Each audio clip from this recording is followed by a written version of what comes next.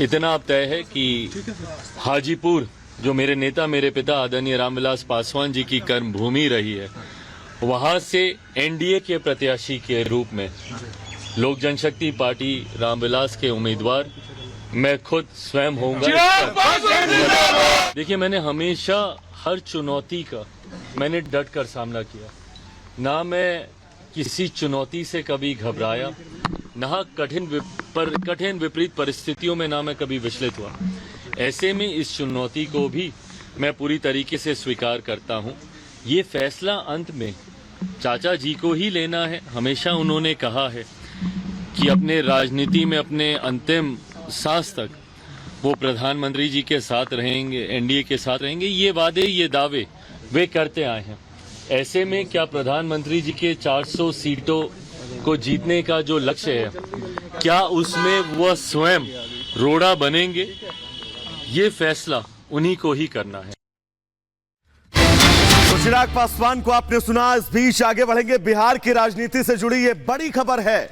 लालू तेजस्वी से पप्पू यादव ने मुलाकात की है। दरअसल पूर्णिया सीट को लेकर ये मुलाकात है, ऐसा सूत्रों के हवाले से खबर है। और पूर्णिया से ही पप्पू यादव चुनाव लड़ सकते हैं। बिहार की सभी सीटों पर जीत होगी, ऐसा कहते पप्पू यादव नजर आए। दरअसल खबर यह है कि पप्पू यादव कांग्रेस के टिकट पर पूर्णिया से चुनाव लड़ सकते हैं। इससे पहले उनकी पार्टी जाप का कांग्रेस में विलय हो सकता है, यानी कि अपनी पार्टी का कांग्रेस में विलय करके पप्पू यादव पूर्णिया सीट से अपनी दावेदारी ठोक सकते हैं। एक परिवार के नाते जब भी वो किसी ईडी सीबीआई या बीमार थे, हमेशा हमारी मुलाकात होती रही। हमेशा उस परिवार के साथ हम खड़े रहे। हमारे और लालू जी के जो राजनीतिक रिश्ता तो रहा नहीं कभी। हमारा और लालू जी का रिश्ता कंप्लीट रूप से एक भावनात्मक रिश्ता रहा है, और ना हम दोनों कभी एक दूसरे से अलग नहीं हो पाए। कल हम लोग पूरा परिवार थे। कोसी, सीमांचल, मिथिलांचल में हम लोग मिल करके किसी भी कीमत पर बीजेपी को रोक सकते हैं। और जिस तरीके से 17 महीना तेजस्वी जी ने काम किया, एक विश्वास पैदा किया। राहुल गांधी ने जिस तरह दिल भी जीता, उम्मीद भी दिखाई लोगों को, लोगों में सपने भी हैं और विश्वास भी जीता। तो ये दुनिया का इतिहास है। राहुल गांधी जी का 6000 और 4000 ये वर्ल्ड रिकॉर्ड है।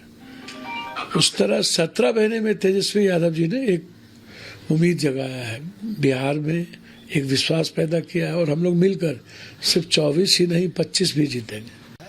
और हमारे वरिष्ठ सहयोगी प्रकाश हमारे साथ सीधे जुड़ रहे हैं, उनका रुख कर लेते हैं। प्रकाश, इस समय बिहार में सब कुछ हिलता डुलता दिखाई दे रहा है। एक तरफ हम देख रहे हैं कि चिराग पासवान ने सीधे सीधे कह दिया है कि वो हाजीपुर से चुनाव लड़ेंगे। पप्पू यादव ने अपना रास्ता अलग तैयार करना शुरू कर दिया है।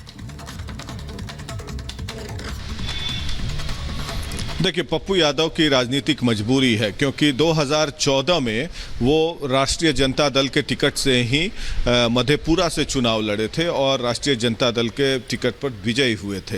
लेकिन उसके बाद वो लालू यादव से अलग हुए, तेजस्वी यादव के बारे में खिलाफ में बोलने लगे, जन अधिकार पार्टी उन्होंने बनाया। और इस बीच में पिछले 10 साल में उनकी साख गिरती चली गई। यहाँ तक कि 2020 के विधानसभा चुनाव में मधेपुरा से उन्होंने चुनाव भी लड़ा, महज 10-12 हजार वोट आया। तो उन्हें अपने राजनीतिक विसात और राजनीतिक औकात का पता चल गया। इसलिए उनके पास अब मजबूरी है कि लालू यादव के बिना उनकी राजनीति चल नहीं सकती। और सीमांचल बेल्ट में खासकर मुस्लिम और यादव बहुतायत में है। वो समीकरण ऐसा है कि बिना लालू यादव कांग्रेस से गठजोड़ किए हुए इनकी चुनावी बैतरनी पार नहीं हो सकती। इनकी पत्नी रंजीत रंजन जो है वो सुपौल से कांग्रेस पार्टी के टिकट पर चुनाव जीती थी 2014 में। उसके बाद अभी राज्यसभा सांसद हैं कांग्रेस पार्टी से छत्तीसगढ़ से। इसीलिए वो सीट, शायद पूर्णिया सीट, लालू यादव और तेजस्वी यादव से मुलाकात कर उन्होंने आग्रह किया कि सीट कांग्रेस पार्टी को दे दीजिए। और कांग्रेस ने प्रस्ताव रखा है कि आप अपनी पार्टी को हमारी पार्टी में विलय कर दीजिए।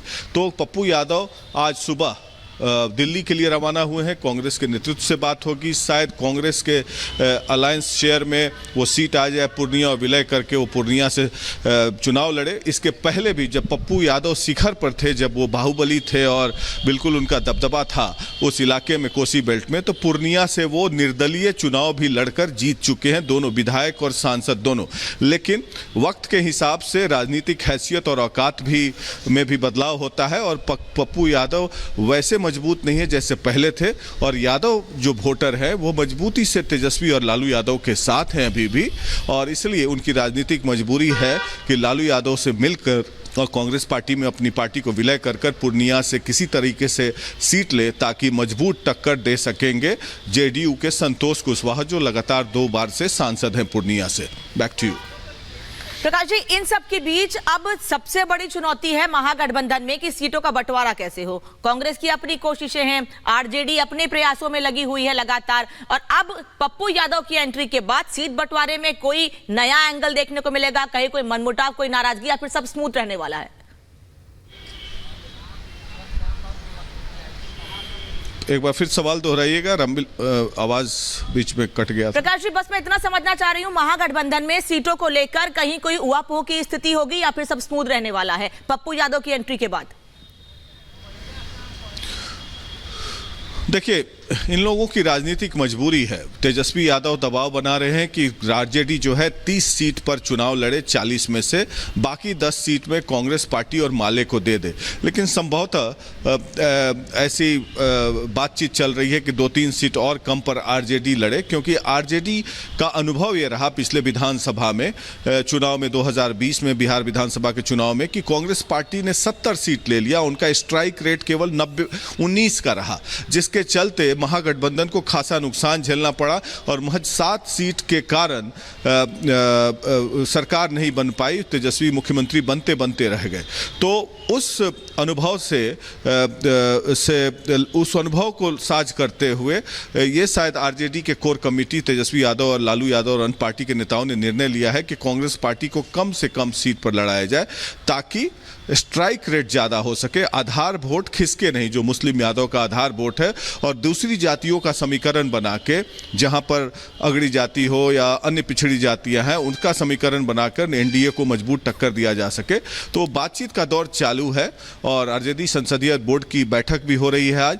उसके बाद निर्णय लिया जाएगा कि क्या नीतिगत निर्णय लिए गए तालमेल के लिए और किसके पक्ष में कौन सी सीट और कितनी सीट प्रकाश जी, चुनाव की तारीखें अब सर पर हैं। ऐसे में बिहार में अगर इंडी गठबंधन में इस वक्त राजनीतिक अस्थिरता है तो ये मानिए इस गठबंधन के लिए जरूर संकट का विषय है। फिलहाल आपका बहुत बहुत शुक्रिया इस तमाम जरूरी जानकारी के लिए। आगे बढ़ेंगे और इस बीच बड़ी खबर अपने दर्शकों को बता दें। दरअसल ये बड़ी खबर सीट शेयरिंग को लेकर है। सीट शेयरिंग पर कांग्रेस और आरजेडी की बैठक हुई है। बिहार की सीटों को लेकर इस बैठक में चर्चा हुई है। सीटों पर आखिरी सहमति बहुत जल्द बनेगी। मनोज झा ने इस बात का जिक्र किया है कि सीट शेयरिंग का फॉर्मूला आखिर बिहार के अंदर क्या कुछ होगा इंडी गठबंधन का, तो बहुत जल्द वो फॉर्मूला जनता के सामने होगा। लोगों की काफी हद तक सहमति है। Things are on track. चीजें बहुत ही बेहतरीन माहौल में आगे बढ़ रही हैं और 2-1 दिन में सब चीजें आपके सामने स्पष्ट हो जाएंगी। क्या नंबर को लेकर अगर बात करें आप नंबर को परेशान